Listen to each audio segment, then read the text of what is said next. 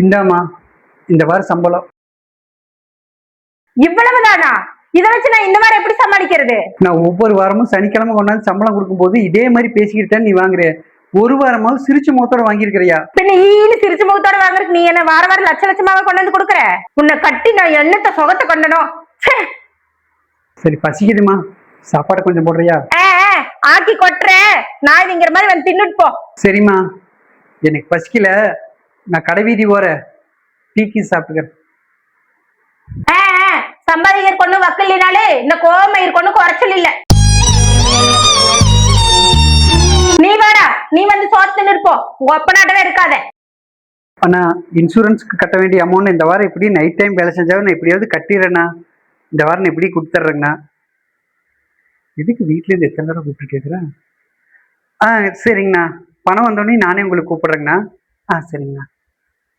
எவ கூட கூத்தடிச்சிட்டு இருக்கிறாரு கன்றாவி. வீட்டுல எத்தனை தடவை கூப்பிட்டுருக்குறா. ஐயோ, பண்றதுக்கு வேற பேலன்ஸ் இல்லையே. கூப்பிட்டு அந்த பீஸ் எடுத்து கொண்டாங்க, நீ வெட்டிடல.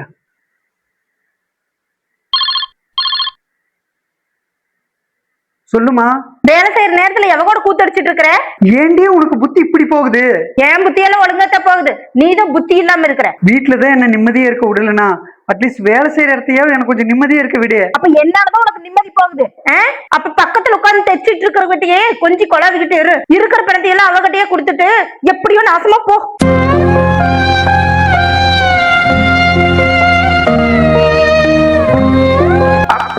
நாளைக்கு ஞாயிற்றுக்கிழமை பொண்டாட்டி பிள்ளைகளோட கூப்பிட்டு சினிமாவுக்கு போகணும், ஜாலியா இருக்கணும். எப்படா ஞாயிற்றுக்கிழமை வரும்னு தோணுது எனக்கெல்லாம். எனக்கு ஏண்டா ஞாயிற்றுக்கிழமை வருதுன்னு தோணுது. 7 நாள் இங்கேயே எந்திரக்கூடாதான்னு தோணுது. நீங்கெல்லாம் கொடுத்து வச்சவங்கப்பா. என்னை கேட்காம ஒவ்வொரு பொருளை வீட்டுக்கு பாட்டு கடனுக்கு வாங்கி வச்சிடறேன். இதுக்கெல்லாம் எப்படி என்னால பணம் கட்ட முடியும்? கம்பெனியில ஒருத்தி வச்சிருக்கிறியே, அவளுக்கு கொடுக்குற பணத்தையும் சேர்த்து கொண்டு வந்து இங்க கொடு. என்னடி பிரச்சனை?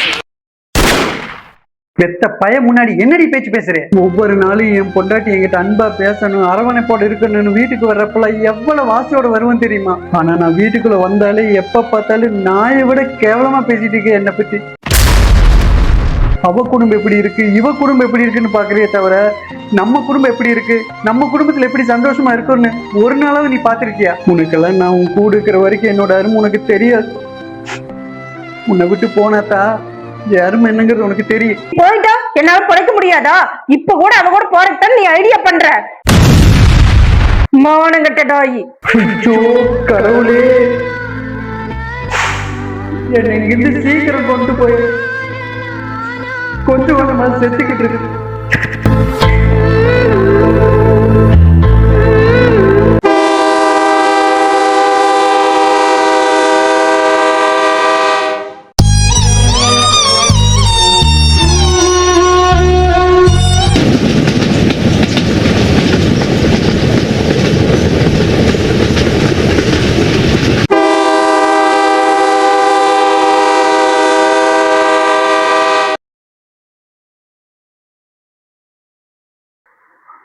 அழுகாதம்மா, நான் உன் கூடவே இருப்பேம்மா.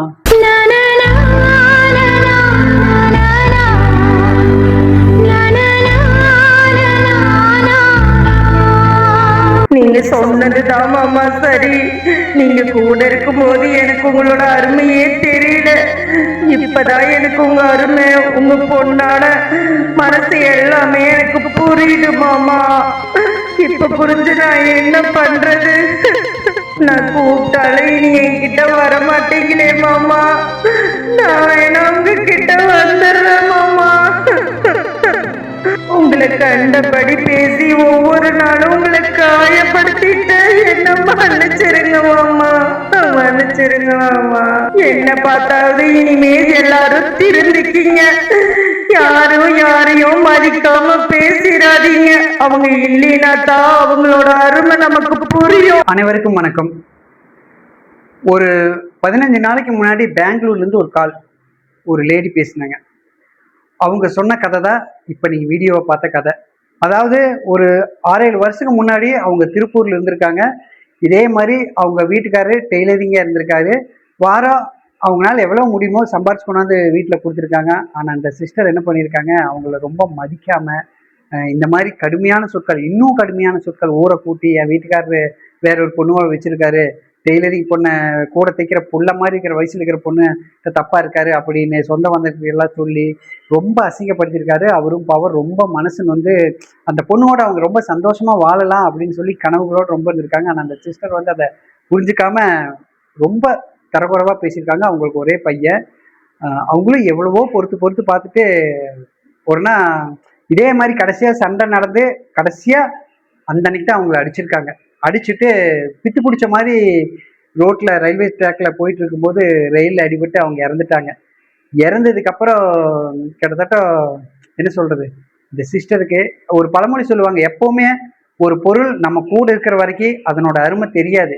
ஆனா அந்த பொருள் நம்மளை விட்டு கையை விட்டு போனதுக்கு அப்புறம் தான் அதனோட உயர்ந்த மதிப்பு நமக்கு தெரியும். ஆனா அப்ப தெரிஞ்சு அப்ப அழுது அது பிரயோஜனமெல்லாம் போயிரு. இன்னைக்கு அந்த சிஸ்டர் கூப்பிட்டு, ஆனா இந்த வீடியோ எனக்காக எத்தனையோ குடும்பத்துல இது நடந்துட்டு இருக்கு, இனிமே யாரும் என்ன மாதிரி தவிக்க கூடாது, அவர் இல்லைன்னா என்னால ஒவ்வொரு நொடியும் இப்ப வாழ முடியல அப்படிங்கிறத அவர் போனதுக்கு அப்புறம் தான் நான் புரிஞ்சுக்கிட்டேன் அப்படின்னு சொல்லிட்டு 7 வருஷத்துக்கு முன்னாடி நடந்த நிகழ்ச்சி சொல்ல சொல்ல எங்கிட்ட அவ்வளவு அழுதுட்டாங்க சிஸ்டர். அதனால இனிமே யார் குடும்பத்திலேயாவது உங்க கணவரையோ உங்க மனைவியோ தயவு செஞ்சு மதிக்காம யாரும் இருந்துடாதீங்க.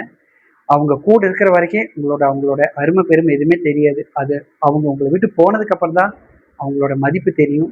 தயவு செஞ்சு கூட இருக்கும்போதே யாரா இருந்தாலும் கொண்டாடிடுங்க. அவங்கள அசிங்கப்படுத்திடாதீங்க. நம்ம பேசுற பேச்சு, நம்ம சொல்ற சொல் மற்றவங்களுக்கு ஊக்கம் கொடுக்கணும், சந்தோஷத்தை கொடுக்கணுமே தவிர காயத்தை கொடுக்கக்கூடாது.